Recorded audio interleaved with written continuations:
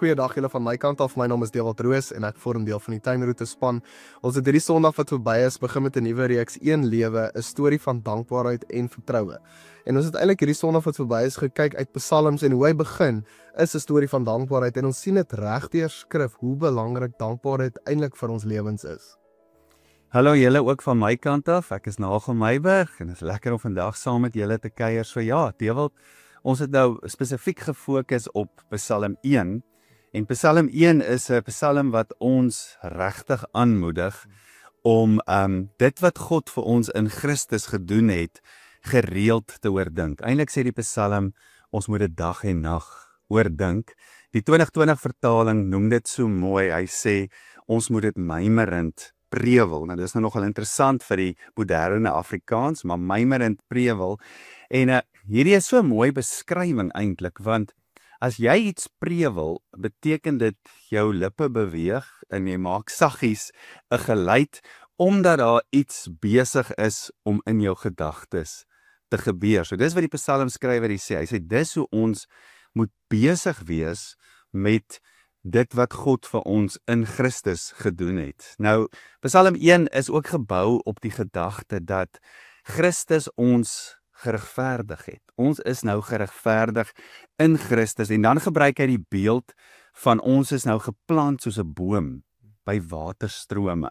Ons is nou in Christus. En natuurlik as ons net dink aan die beeld van 'n boom, elke boom het 'n wortelstelsel. En as die psalmskrywer praat oor ons moet mymerend prewel, dag en nag, ons moet mediteer, ons moet oordink wat Christus vir ons gedoen het, dan praat hy eintlik oor hierdie wortelstelsel wat ons dan versterk en verdiep in ons lewens, soos wat ons oordink.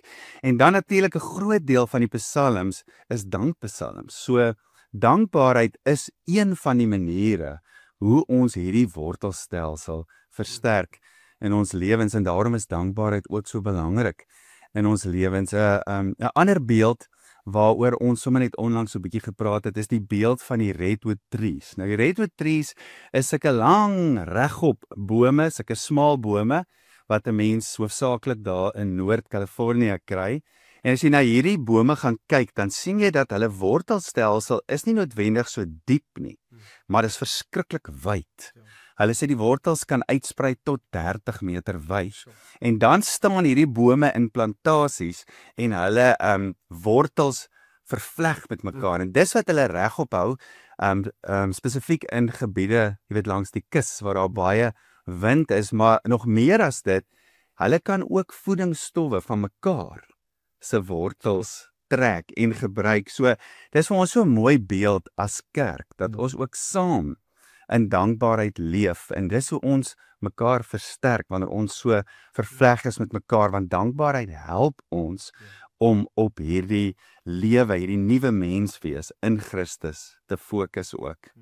So die psalmskrywer sê vir ons duidelik, dis dankbaarheid is iets wat ons oordink, mediteer, mymerend prewel, maar dankbaarheid in die skrif sien ons is ook iets wat ons bring. Dis iets wat ons wys. Daar's 'n bekende storie van die 10 melaatses wat Jesus gesond maak, natuurlik in Lukas 17, en dan op 'n stadium dan kom net een van hierdie melaatses terug om vir Jesus dankie te sê. En hoor bietjie wat sê Jesus daarop in Lukas 17 vers 18 en 19. Hy sê, was daar niemand onder hulle te finde wat omgedraai het om God te loof, behalwe hierdie vreemdeling nie.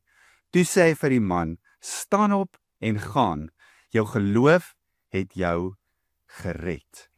Dankbaarheid is iets wat ons wys, en wanneer ons dit wys, het dit 'n groot impak op ons geloof.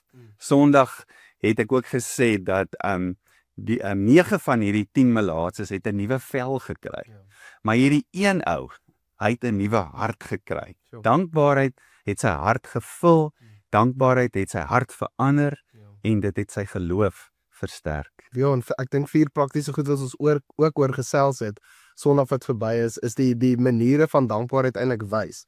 Dit kan vinnig voel as ons praat van dankbaarheid en die oefening daarvan, dan dink ons, okay, ek moet net dankie sê, maar ons het Sondag eintlik 4 praktiese goeders gegaan. Ons het gesê dankbaarheid is iets wat ons deur bid. En ons gaan op die notas gaan ons om die skrifte vir julle gee waardeur julle self kan kyk in hierdie praktiese maniere, maar dankbaarheid in die eerste stap is iets wat ons deur bid.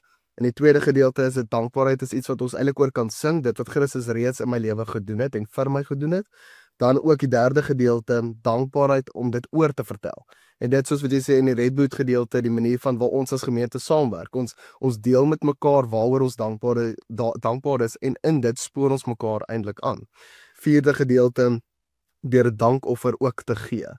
So wanneer ek 'n dankoffer gee, praat dit eintlik van my hartstoestand dat ek het alles wat ek nodig het en ek lewe eintlik in 'n lewe van oorgawe en die feit dat ek wil gee. Ek het 'n lewe van dankbaarheid.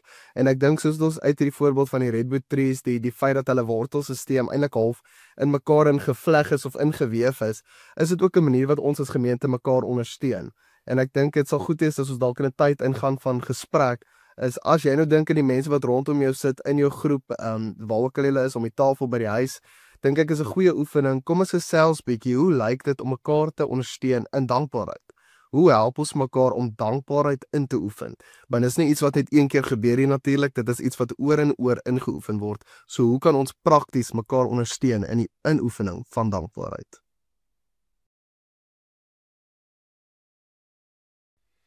Ons gaan vandag so 'n bietjie kyk na 'n gebed wat Paulus bid in Efesiërs 1, oor 'n paar verse in Efesiërs 1, waar hy God prys vir dit wat God vir ons gedoen het in Christus. En dis natuurlik baie belangrik om te weet dat Paulus skryf hierdie gebed in die tronk.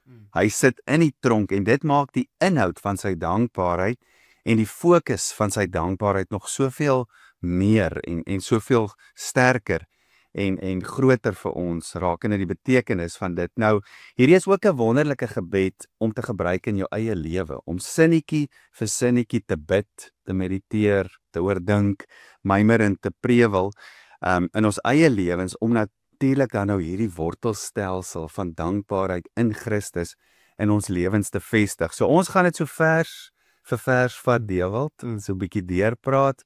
En ja, ek wil jou ook nooi in hierdie tyd om dit ook vers vir vers te vat en te sê, Here, wat beteken hierdie vers vir my en hoe kan ek dit oordink? So hy begin by vers 3, dan sê hy, lofwaardig is die God en die Vader van ons Here Jesus Christus. Dit is hy wat ons in Christus geseën het met elke geestelike seëning in die hemel. Nou dit klink amper soos Psalm 1. Ons is hierdie boom, ons is geregverdig, ons is nou in Christus, ons is geplant by waterstrome en dit is iets waarvoor ons dankbaar is, dis iets waarvoor ons God loof. Ons is nou geseënd met al die rykdom wat daar in Christus is. Alles wat waar is van Christus is nou ook waar van my, omdat Christus iets groots vir my gedoen het. Vers 4, so het hy ons voor die grondlegging van die wêreld in hom uitgekies, sodat ons heilig en onberispelik in liefde voor hom sou wees. Ek is dankbaar, want God het my gekies voor die grondlegging van die aarde. Ek behoort aan hom, en ek behoort aan hom omdat hy my lief het. En ek is geroep, ek is gekies. Dis hoe God oor my dink, om hierdie intieme Psalm 1 boom langs die waterstroom verhouding met God te hê en dit te kan leef. Dan vers 5 sê, nadat hy ons voorbestem het om ons deur Jesus Christus as sy kinders aan te neem, soos hy dit volgens sy wil goed gedink het. As ek oor hierdie vers dink, dan loof ek die Here. Ek dank die Here dat hy my aangeneem het as sy kind. Ek is nie meer 'n buitestander nie. Maar dis groot. Ek is God se familie. Dit is baie groot om mense gedagtes om dit te kry, maar dis die waarheid oor ons. Vers 6, tot lof van die heerlikheid van sy genade, waarmee hy ons in die geliefde begenadig het. God se genade het ons deur Jesus kom omhels, en dit het ons in hom kom plaas. Ons is nou in Christus, en die realiteit of die implikasie van dit is dat ek nou in dieselfde verhouding met die Vader leef as wat Jesus het. Vers 7, in hom het ons die bevryding deur sy bloed, die vergewing van ons oortredings uit die rykdom van sy genade. Ek en jy kan God nie genoeg hiervoor dank en loof nie. Hy het ons kom bevry van die mag van sonde. As gevolg van die mag van sonde het die mens doelloos geleef. Maar nou is daai mag gebreek en nou kan ons weer met betekenis en met doel leef, omdat hy ons bevry het met sy kruis en sy opstanding. Dan vers 8, wat hy oorvloedig aan ons geskenk het, saam met alle wysheid en insig. Dis wat God se genade doen en dis waarvoor ons hom loof en dank. Hierdie wysheid en insig wat hy nou vir ons gee, help ons ook om die doel van die nuwe mens te verstaan in Christus. Want wanneer ons wysheid het, wanneer ons insig het, dan verstaan ons iets soveel beter en wanneer ons dit verstaan, dan kan ons dit ook natuurlik uitleef. Ja, dit voel vir my hierdie skrifgedeelte van Paulus, dit gee mens regtig 'n goeie beginpunt van hoe dankbaarheid lyk en waar dankbaarheid eintlik begin. Ek dink baie keer, veral as mens so jonger is in jou kinderjare, dan ervaar mens eers dankbaarheid wanneer iemand iets vir jou gee en iets doen, maar as hierdie die beginpunt word, dan word ons dankbaarheid glad nie afhanklik van die goeders rondom ons nie. Dis totaal en al afhanklik van dit wat Christus reeds in ons gedoen het. En nog iets waarvoor mense regtig dankbaar kan wees, soos Nagel ook gesê het, hierdie kan eintlik maar 'n verwysing wees van hoe ons dankbaarheid begin, hoe ons gebed kan lyk in terme van dankbaarheid. Maar vers 9 gaan hy verder en hy sê hy die geheimenis van sy wil aan ons bekend gemaak, soos hy dit goed gedink het en in Christus voorgenem het. En ek dink dis massief om net te besef in daai jare as mense nou kyk in die Bybelse tyd, die ouens het nie die Bybel gehad soos wat ons dit het nie. Ons kan so dankbaar wees dat ons regtig en waarlik eintlik die geheimenis van sy wil nou kan ken. Hy het dit aan ons bekend gemaak. Vers 10 gaan hy verder, hy sê, en die is om die volheid van die tye te bestuur, en om alle dinge, die dinge in die hemel en op die aarde, onder een hoof in Christus saam te bring. En as ons dink aan die heerskappy van Christus, dink aan sy koningskap wat hy gevestig het, alles is besig om onder hierdie een hoof van wat Christus is natuurlik, om onder hom te bring. Meer en ons kan leef met hoop, want alles is onder sy voete.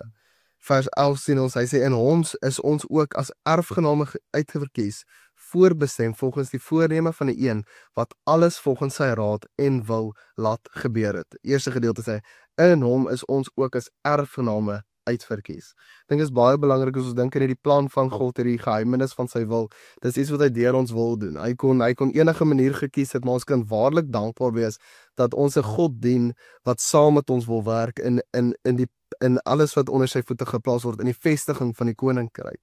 Vers 12 en 13 sê, sodat ons wat van die begin af ons hoop op Christus gevestig het, kan bestaan tot lof van sy heerlikheid. In hom is julle, toe julle die woord van die waarheid, die evangelie van julle verlossing, gehoor en tot geloof gekom het, verseël met die Heilige Gees wat beloof is. Ek dink dit is so massief. Imagine net gou vinnig, ons moes hierdie plan en hierdie wil uitoefen sonder die werking van die Heilige Gees, sonder die verhouding met die Heilige Gees. En dis iets waarvoor ons so dankbaar kan wees, dat ons reeds alles ontvang het wat ons nodig het, om hierdie plan, hierdie missie van God uit te leef en te sien voor ons gebeur. So, Dewald, ek is dankbaar vir hierdie gebed. Ja. Dis so 'n ryk gebed wat Paulus hier bid, wat ons ook kan bid om ons geanker te hou. Ja. Hierdie wortelstelsel geanker te hou in ons dankbaarheid in Christus. En natuurlik verander dit ook, soos jy reeds gesê het, mense hele wêreldbeeld. Dis 'n nuwe bril wat jy opsit oor dankbaarheid. Terwyl jy so praat, dink ek sommer ook aan die gedeelte wat sê dat die koninkryk van God, Jesus wat gesê, die koninkryk van God is binne in ons.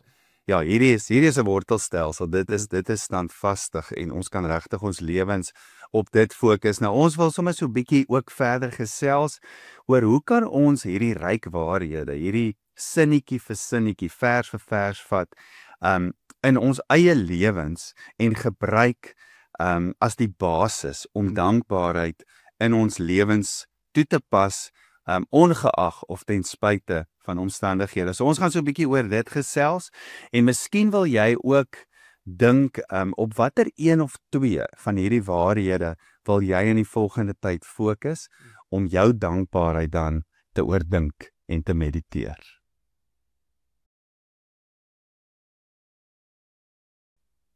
Ek glo julle kon nou lekker gesels oor 'n paar van hierdie waarhede wat julle deel wil maak en eintlik om dankbaarheid in te oefen. En ons gaan 'n bietjie gesels oor eintlik die effek van dankbaarheid op jou fisiese liggaam. Dis baie interessant want die toets was eintlik gedoen rondom jong volwassenes tussen die ouderdom van 20 en 30. Hulle het hulle vertrek bymekaar gekry en hulle het toe video's gespeel van die Holocaust wat natuurlik nie 'n goeie gebeurtenis was nie, wat baie hartseer emosie opgebring het in 'n mens, en hulle het getuienisse gespeel van mense wat deel was van hierdie en wat hierdie beleef het en wat direk geïmpak was deur hierdie gebeurtenis. En hulle het toe vir die mense gesê wat hierdie video's dan nou kyk en die getuienisse kyk, toe sê hulle vir hulle, as jy jouself kan indink, hoe sou dit wees as jy dit self moes beleef het? En in daai sin het die ouens, jy weet, soos hulle kyk, dink hulle, joh, dis asof hulle dit self beleef het, en hulle het toe scans gedoen op hulle breins en daar was sekere gedeeltes van die brein wat geaktiveer was tydens hierdie video's. Soos wat hulle nou gedink het dat dit asof dit hulle is wat dit beleef. En die gedeeltes wat eintlik geaktiveer was gedeeltes wat hormone vrystel soos dopamien, serotonien. En dit is hormone wat ons ken soos die dopamien spesifiek en ons is die happy hormone. Want eintlik wat gebeur het is die ouens het dankbaarheid beleef. Hulle dankbaarheid beleef dat dit wel nie hulle is wat dit beleef het nie. Hulle dankbaarheid beleef om te besef dat dit wat hulle heidaglik beleef, al is dit dalk nie lekker hulle omstandighede nie, is dit nie so erg soos wat daai was nie. So in dit het dit ook dankbaarheid veroorsaak. En wat dit gedoen het in die brein, het dit gemaak dat dopamien vrygestel word. En die brein hou van daai hormoon want dit is, soos ek sê, die happy hormoon. So in die brein dink hy, okay, ek wil hierdie aktiwiteit herhaal sodat hierdie chemikalia meer gereeld vrygestel kan word. So menende, as ek dankbaarheid al hoe meer beoefen, gaan ek dopamien dan ook kry in daai sin, so ek gaan gelukkig word. My brein gaan dit al hoe meer wil hê want hy word gestimuleer daardeur. Wat beteken hoe meer ek dankbaarheid beoefen, hoe gelukkiger raak ek. En die ander hormoon wat dan vrygestel word is serotonien. En serotonien wat dit eintlik doen is eintlik jou emosie reguleer, dan as ek dit so kan stel, wat jou rustiger maak. Dat wanneer jy slegte stres beleef, stres wat nie goed is vir jou nie, dan wat hierdie hormoon doen is hy maak jou rustiger voel. Nou soos wat jy die inoefening van dankbaarheid al hoe meer doen en al hoe meer oefen, hoe meer van hierdie chemikalia stel jy dan nou vry, wat jou rustiger maak, wat jou stres dan nou totaal en al afneem. Maar die ander ding wat dit doen, as jy dit oor en oor reg kry, is sodra ek omstandighede beleef wat nie noodwendig goed is vir my nie, of wat nie lekker is vir my nie, my eerste reaksie van my brein, dit word soos 'n tweede natuur, omdat ek dit gereeld inoefen. Wat gebeur is, my brein dink dadelik, okay, sodra ek iets nie lekker sien nie, dink ek dadelik, ek is dankbaar vir die en die. En sodra ek dit doen, het ek 'n patroon in my brein gemaak, dat die eerste aanmerking van slegte omstandighede is nie om stres te beleef nie, maar eerder is om dadelik te dink aan waaroor ek dankbaar, en dadelik stel dit dopamien en serotonien dan nou vry. Dis wat fisies gebeur in my liggaam as ek dankbaarheid meer en meer inoefen. En dan sien in dit eintlik dat dis deel van God se plan dat ons mense is, gelowiges is, wat dankbaarheid gereeld beoefen, soos die skrif wat Nagel vir ons gegee het uit Efesiërs 1, dat ons dit gebruik as ons fondasie van dankbaarheid beoefen in daai sin. Dis in ons ingeweef om mense te wees wat dankbaar is vir dit wat ons ontvang het. So, wat ek kry so lekker, want hier is sommer net een stukkie navorsing wat vir ons wys, die skrif is, die skrif is nie net waar nie, die skrif is meer as waar, en hoe incredible is dit nie dat, hierdie belangrike beginsel in ons lewens in die skrif opgeskryf is en herhaaldelik gehighlight word, en vir ons om in dit te leef en in dit te wandel, mymerend te prewel. So dis 'n great story. Nou ons gaan so 'n bietjie gesels in die groepe oor watter gewoontes beoefen jy reeds wat jou help om hierdie wortelstelsel van dankbaarheid in jou lewe te anker. So kom ons gesels so 'n bietjie in ons groepe oor hierdie vraag.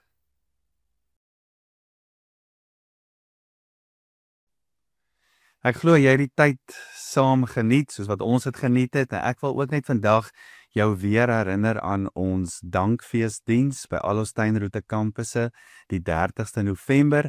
Dis 'n geleentheid waar ons dankoffers gaan bring, waar ons vir die Here gaan dankie sê vir sy goedheid. Ons het gepraat oor hoe ons ook ons offers bring, en dis ook 'n manier hoe ons hierdie wortelstelsel anker en vestig in ons lewens. En natuurlik, die dankoffers gaan vir ons generosity prosesse van 2026 prosesse waar ons betrokke is om in ons omgewing te sien hoe kom God se koninkryk en hoe vul hy alles met sy heerlikheid. So ons sien uit om te sien wat die Here ook volgende jaar hiermee en hierdeur gaan doen.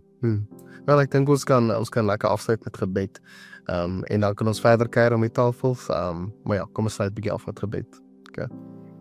Vader, ons sê dankie vir die voorreg wat ons het om regtig te kan dankbaar wees deur dit wat Christus vir ons reeds gedoen het, Here.